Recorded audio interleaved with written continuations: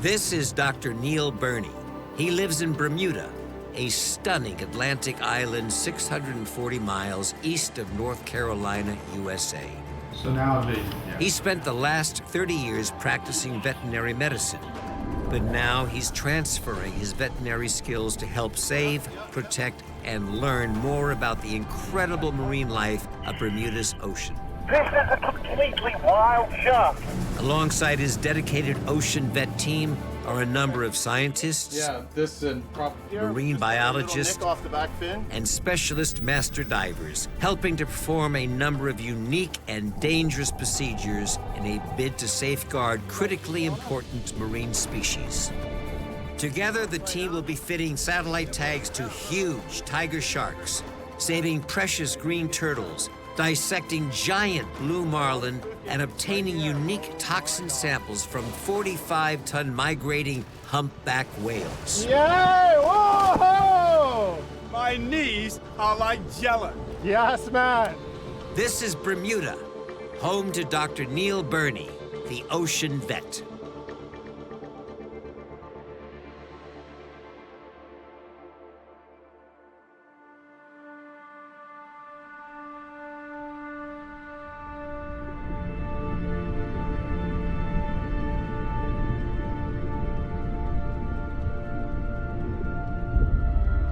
Sharks. They have existed for over 420 million years. They were around before land vertebrates and even before plant species colonized the continents. They are, without question, one of the most perfectly formed of all planet Earth's predators. The Sixgill shark, like many shark species, is listed as near threatened. Cruising Bermuda's inky depths at well over 2,000 feet, they often fall foul of deep-sea commercial fishing lines set down for table species such as the Atlantic wreckfish. With no real commercial value, these massive sharks are hauled to the surface, killed, and used as bait. Okay, the shark is maybe 80 feet down right now. You know, let's get Drew in the water. In this episode, the Ocean Vet team are on a rescue mission. They'll be working alongside Andrew Marshall and Stevie Cabral, two local commercial fishermen fishing for deep-sea wreckfish. Want to get it? We'll sort that out later. Maybe Drew? Andrew has requested the assistance of the Ocean Vet team to attempt the rescue and release of any Sixgill sharks that are accidentally caught. Yeah, it's a lot of gear to transfer. You can see there's a big rolly sea, so it's all hands on deck. Under the water, Neil will complete a dangerous assessment dive to monitor the condition of a Sixgill shark as it ascends from the depths. The team will also be working waterside to free this monster shark, carefully removing the tangled fishing lines and hooks. Slam it with the heel of your hand, man. Slam it as hard as you can. No, hard as you can. All your weight.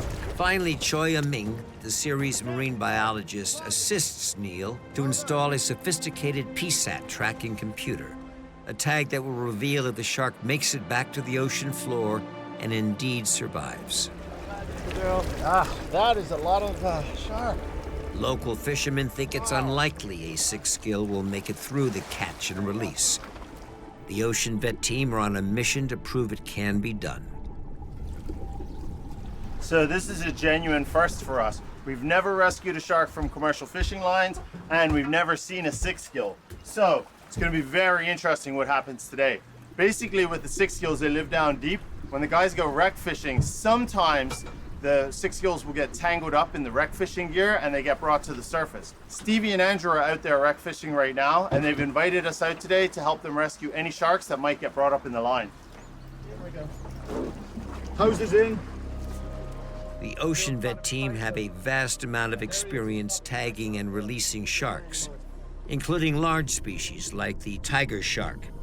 But Choi and Neil have yet to even see a Sixgill, let alone attempting to rescue one from commercial fishing lines. Then we've got at least that is secure. The team need to be able to alter their technique on the fly if they're to stand any chance of getting this right. As always, Neil and Choi are supported by the entire Ocean Vet team.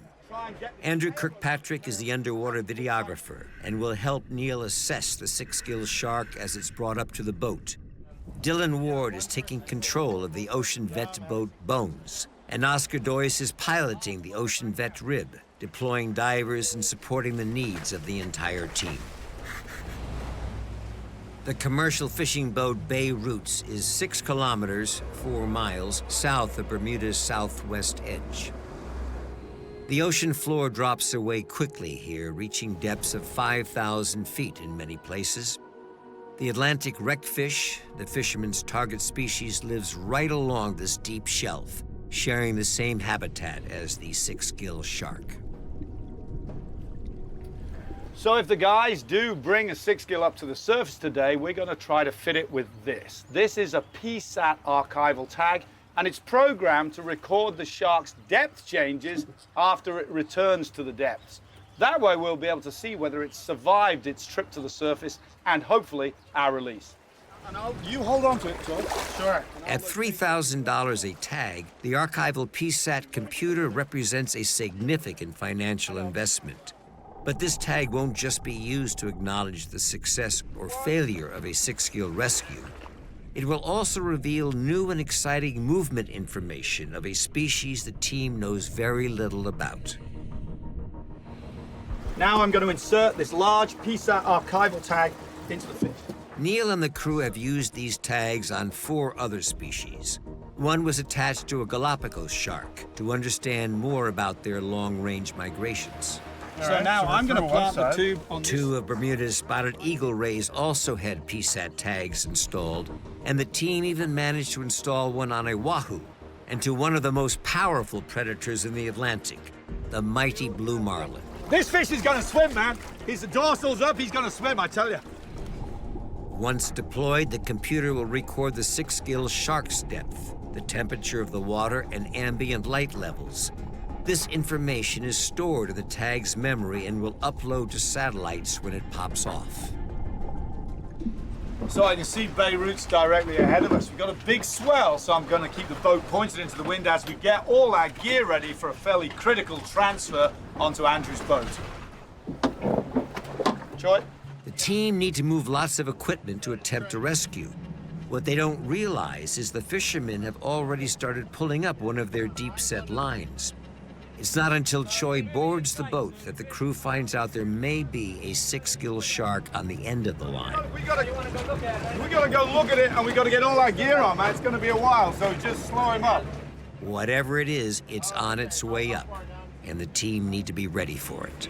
Okay, they think that. Okay, the shark is maybe 80 feet down right now. You know, let's get Drew in the water.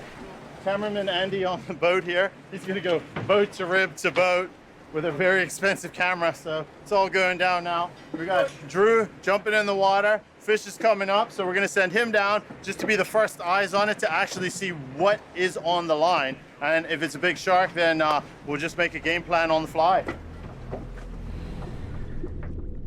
Sixgill sharks have a nasty habit of rolling when caught. Sadly, each roll wraps the animal into more hooks and cable. It's this scenario that the teams don't usually deal with. To work out the best way to handle the rescue, Neil and Kirkpatrick need to go down and assess what's on the end of the line. Drew and I are really excited to see if we can get overboard and see if we can do something to help this shark if it is indeed a Sixgill. So we're setting up our comm system here. This links up to the comm mast that the guys have. That way, when they're at 80 feet or whatever depth they need to go to, then we can be communicating with them, we can speak, and we can figure out exactly what needs to be done just to give us a couple extra minutes. And yeah, so just gonna set it up, drop in the water. With the dive brief and safety checks complete, Neil and Kirkpatrick are ready to dive. 3, 2, 1, go!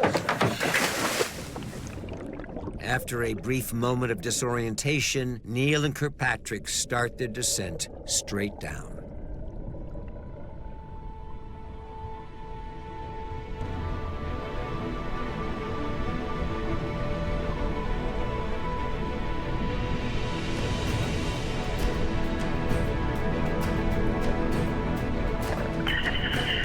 Now, I can now tell you that this is a large shark. A large shark. This animal has been hauled from its home over 5,000 feet below the team. The wrecked fish have long worked themselves free. This is the six-gill shark the team are now faced with saving. Okay, so you have a visual of a fish on the line, but you are not sure what it is yet. This is indeed, I suspect, a large six-gill shark.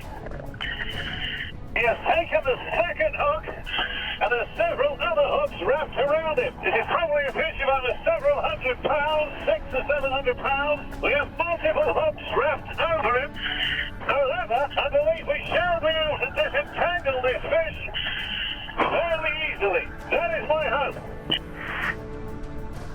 Coming up, Neil works to free some of the hooks and line while deep in the ocean, then attempts to attach a tail rope to raise this huge shark the final 100 feet to the surface. Right, deep one out. Once at the side of the boat, the team will work quickly to remove the final hooks and line before finally attaching the PSAT computer, a piece of technology that will reveal if the team have successfully saved the life of this six-gill shark.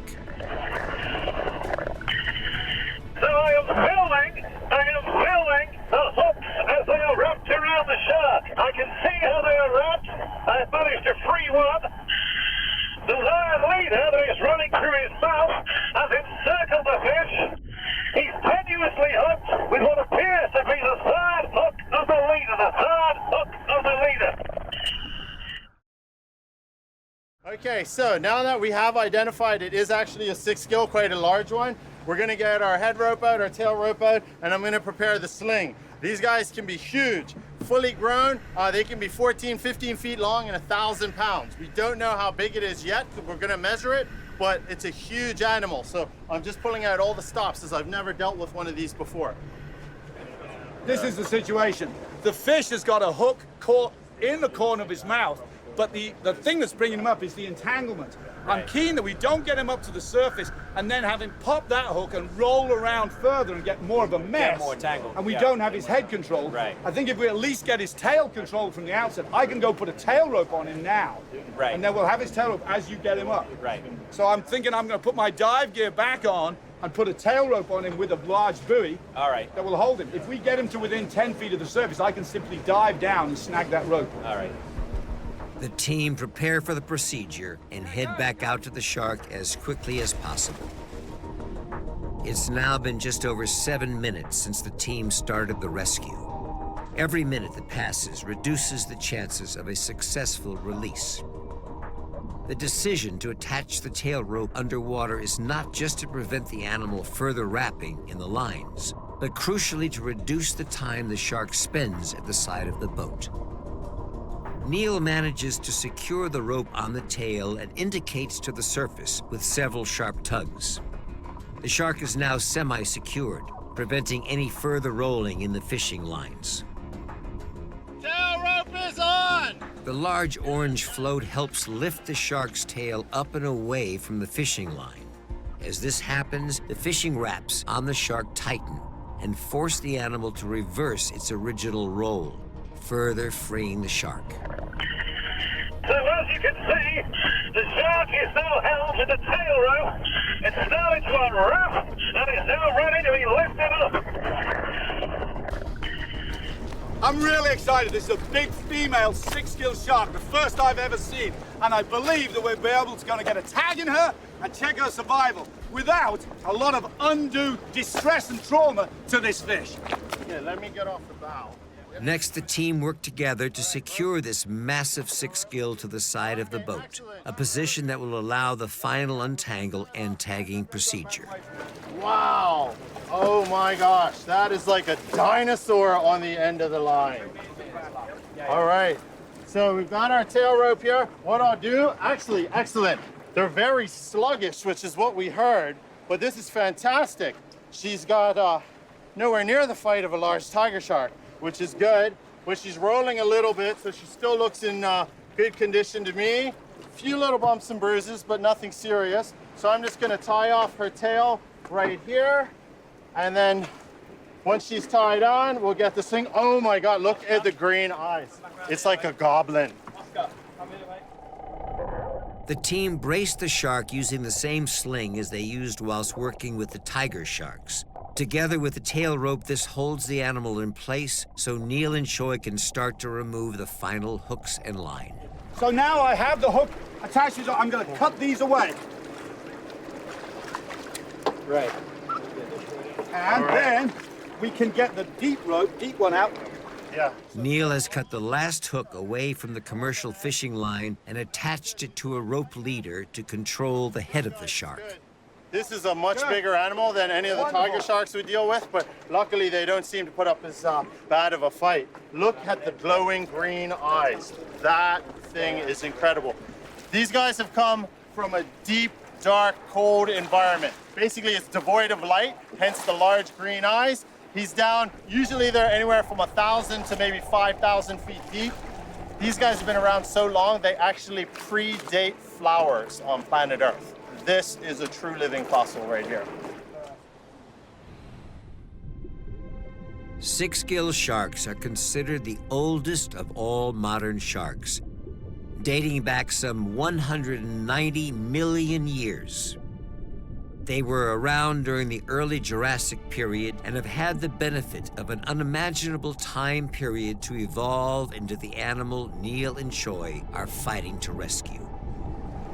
All right, so with the shark secure, we're gonna go for our DNA sample. So I've got my scissors here. Neil's just gonna take a clip off the dorsal fin, which you can see is really far back on these guys. Thanks, Joey. Bumpy conditions to work in, huh? There we go. Oh, sweet. So, this DNA is going to go to Mahmoud Shivji at Nova Southeastern University, contribute to his massive database of sharks taken from all around the world. Yeah, I think he's gonna be happy as this is a brand new species from Bermuda. So Okay, we're gonna take a measurement now on this animal. I'm gonna guess, 12 or 13 feet maybe. These guys are very long and lean. So, Choi, be aware, his head is free. Yeah. Because the hook came out, so I'm going to be trying to hold this, and then Sure. I'm going to measure back. Don't pull it tight until Yeah. I'm back here. I know, I'm we going to ma- measure the first third of the fish, and then we'll measure the second 2 feet. Okay, yeah, that works better, yeah. Because I was gonna say the measurement might end up being approximate because of the way this guy wiggles. Neil shows an astonishing amount of confidence working around this massive shark. He's so focused on the job in hand that he is oblivious to the fact that this massive predator has its jaws wide open inches from his head. He's happy to put his life on the line while they collect the data and work to free this Sixgill shark. So we're going to take her tail length to add to that 11 feet. Yeah, I can see it. It's 3'2" on the tail length. 3'2" plus 11, 14'2" Sixgill shark. Let's do her girth. That is a monstrous animal. 59-inch girth. 59 inch. Just shy as 5. Just shy of 5 feet around her tummy. That's a big girl. So we've got our DNA clip. We've done our measurements. We know what that are. We know it's a female. So the last thing to do is stick the tag in, and then we can release her, and hopefully she swims off happy. Okay, here's the scalpel. Thank you. Gentle. I'm going to make a little cut in the skin, just big enough to enter the tag, and then we're going to place it into the tissues beneath the skin. The skin is very tough. It's like trying to cut sandpaper. And with this action of the waves, I'm just trying to avoid slicing my finger. All right. That should be big enough. Yeah. All right, now you may need... Yeah, we're gonna have Quite to a tough drive. drive this with some force. It's it. It's planted. Well done. So the archival tag is firmly planted in her skin and should survive for the 4 months that we're going to record data from this shark. Now it's merely a question of releasing her. I'm going to put my dive gear on so that I can make sure this shark swims away. So this has been so exciting. And now we've got this big female Sixgill, and I'm going to release her. And I'm really keen to see that she swims away.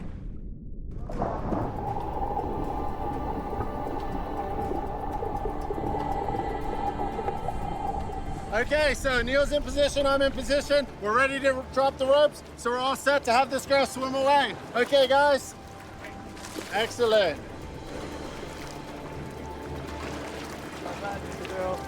That is a lot of shark. Neil carefully moves the shark through the water to oxygenate its massive body. A journey close to 1 mile straight down lay ahead of this incredible prehistoric creature. With the tag firmly in place, the Ocean Vet team can now establish if the shark makes it back to the ocean floor and indeed survives. The shark eventually finds its fins and starts to power down into the deep. As it passes through 60 feet of water, it starts to pull away. Neil is left watching as the animal the team have worked so hard to rescue successfully swims down and out of sight. That was absolutely phenomenal. That shark swam a circle. I was holding on to her. I could feel her start to kick underneath me. She swam back as if to look at the boat, swam under the keel. I thought, is she going to hit the rudder? No. Straight down, and we followed her down probably to about 85, 90, maybe even 90 feet down. And she was just going like a freight train, swimming and kicking back down into the abyss from whence she came. It was phenomenal. Great job, everybody. Ocean Vet teams. Really well done. Just spectacular job, man. And Dylan, good job, man. Love it. Best job in the world. The data from the PSAT tag did eventually reveal the shark's successful journey back to its home some 5,000 feet down.